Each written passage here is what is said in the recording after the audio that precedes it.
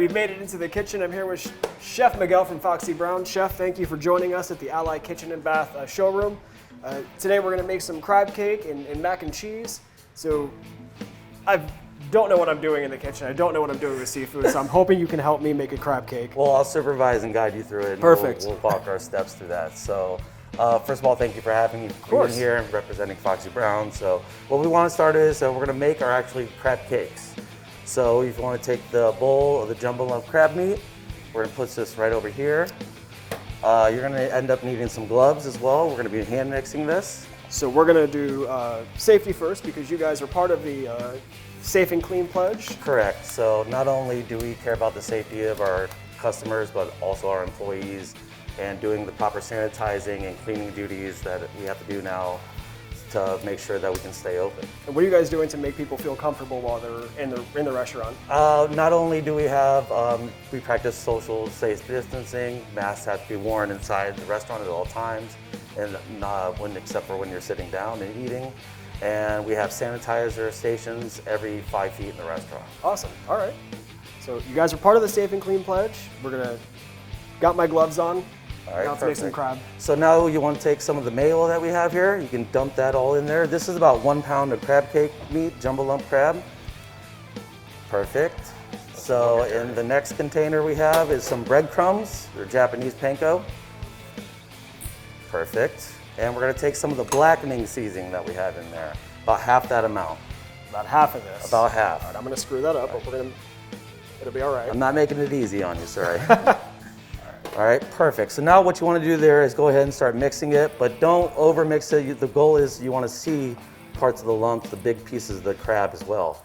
It's not just a patty pureed crab cake. Now, why do you choose to hand mix this over using a utensil? Just so, like I said earlier, you can kind of see like the big clumps of the jumbo lump crab there. So it's the quality of the crab. If you get the fine mesh crab, you can mix it all till it's just gone. But this one, you just want to see the proper amount of crab meat that we have in there. Gotcha. Perfect. So usually we have some crab cakes already set over there as well, because these take about an hour or two to set with the wet mix. So we have some right there if you want to bring those over. My hands are kind of dirty. Yeah, your hands are kind of dirty, so we're going to have to peel that off and we'll use the trash can right there. Perfect. We got our gloves off, we cleaned up our mess. What's next? So next we're going to turn on our saute pan over here to about medium-high heat. We're going to introduce a little bit of olive oil, then we're going to pan sear each crab cakes and brown each side. So How do you introduce olive oil? So you typically set up a nice table, candlelight dinner. Typically you wait till you want to heat up. You don't want to put your olive oil in there while it's cold. You want to heat it up a little bit and almost to the smoking point. You don't want to start burning your olive oil. They all have different smoking points as well, depending on what you use. This is a canola oil, so all right. It has a different smoking point from sunflower seed oil to any kind of, they all have different points of melting. Gotcha. So while we wait for this, tell us about Foxy Brown. What makes you guys special? Where exactly are you located? We're at 723 East Broward Boulevard, right downtown Broward and US 1. We've been open for almost 11 years now.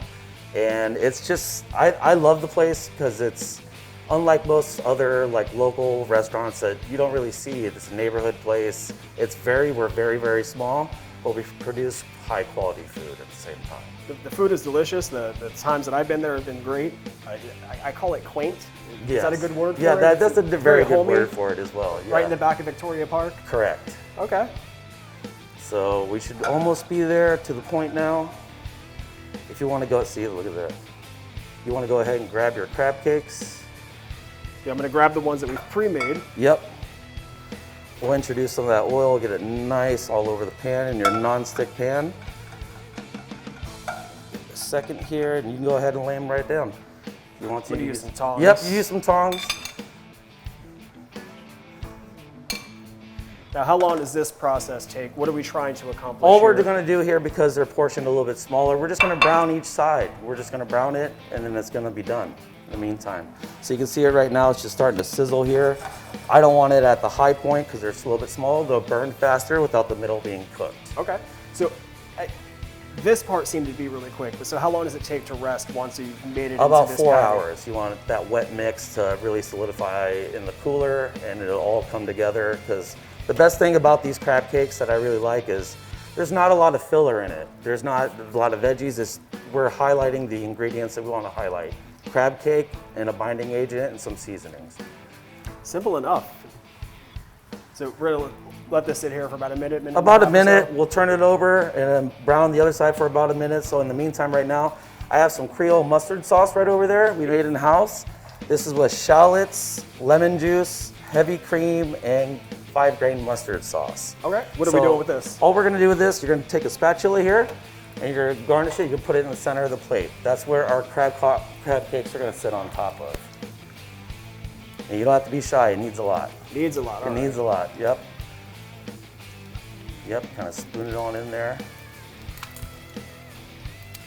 You have culinary skills, yeah. Yeah, that's what we call this. Perfect, that's awesome.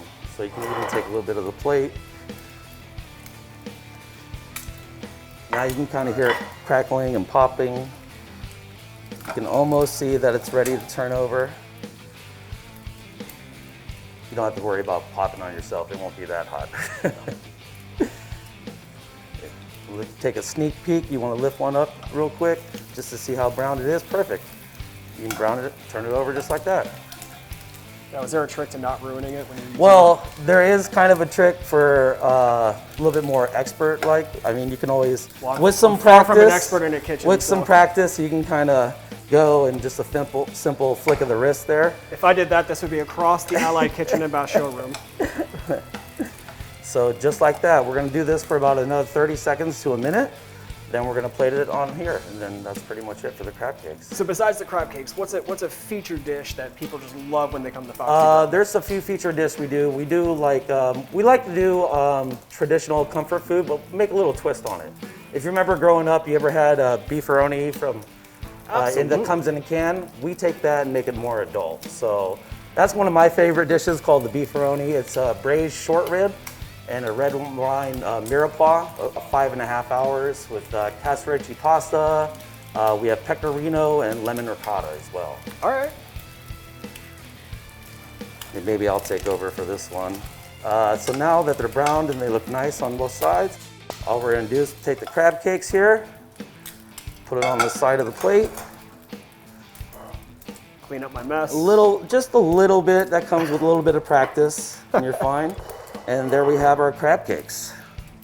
This looks great. I'm sure the team behind the scenes will love to eat this. I unfortunately can't eat seafood, no. but we'll make this work for everybody behind the scenes. Chef, we made our crab cakes. Next, we're gonna make a mac and cheese, which again, I think to me is a whole meal. But before we do that, we're gonna grab a quick break. You're watching In the Kitchen with the Greater Fort Lauderdale Food and Wine Festival presented by Visit Lauderdale. Stick around.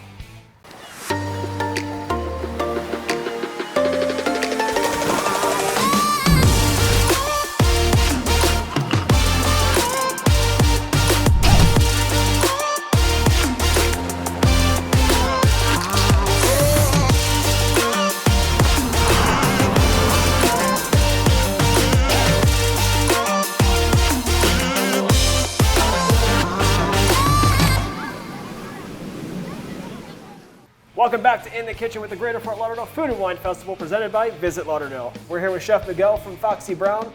We just made a delicious crab cake.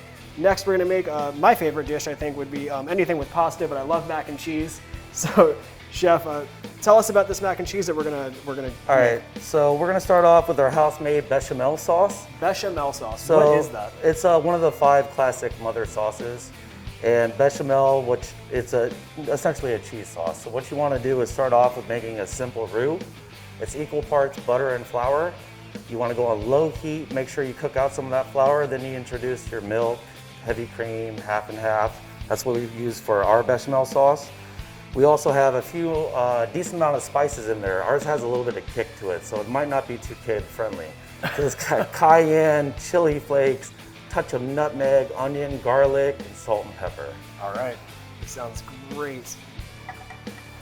So we'll go on, you want kind of like a low heat for this cheese sauce. If you have it on too much of a high heat, it's gonna end up burning it and give that burnt taste to it. We're just gonna heat this up on low heat. You can see it already starting to warm up. We're gonna take our cavatappi pasta. Cavatappi pasta. Okay. That sounds really fancy. It does sound really fancy. That just looks like a spiral pasta. That's essentially what it is. Just a little bit longer than the spiral, though. All right, that's what makes it a cavatappi pasta. So again, we're just going to keep moving this around because with this cheese sauce and everything else, the noodles are already cooked. You don't want anything to burn. You want constant care and attention to everything that you make. So you can see it's already starting to smoke, get a little bubbly on the corners here. And then we're going to give this about another 30 seconds or so. And we're going to have some cheese on top. I feel like I need a stopwatch. A stopwatch, race watch. And then we're going to melt some cheese and some breadcrumbs on top to give it that nice crunch to it as well. All right. Now, if you want to try to practice your flipping, you can, just like the crab cakes. I don't know. I think they will feeling throw me adventurous? out of the All right, showroom all right. because I will make a mess that I can't clean up. I'll keep an eye on it then. But I appreciate the invite to mess up someone else's kitchen. You only get better by practicing. So. I'll do it at home where I So on the corners, you can kind of see here it's starting to bubble up. So that we're reaching the right point right now. So we want to just transfer this right to our mac and cheese bowl.